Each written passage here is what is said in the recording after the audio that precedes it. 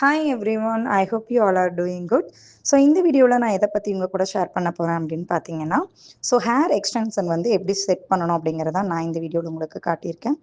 Maximum பார்த்தீங்க அப்படின்னா நம்ம எல்லாருமே பேக் கோம் பண்ணுவோம். பேக் கோம் பண்ணி ஹேர் எக்ஸ்டென்ஷன் வந்து செட் பண்ணுவோம். ஸோ இதில் நான் உங்களுக்கு ஒரு சின்ன ஹேக் கொடுத்துருக்கேன். என்ன அப்படின்னு பார்த்தீங்கன்னா, உங்களோட ஹேருக்கு பின்னாடி நீங்கள் ஹேர் எக்ஸ்டென்சர் செட் பண்ண போகிற இடத்துல ஒரு 3 குட்டி ஜடை மாதிரி நான் வந்து அந்த இடத்துல பின்னியிருக்கேன்.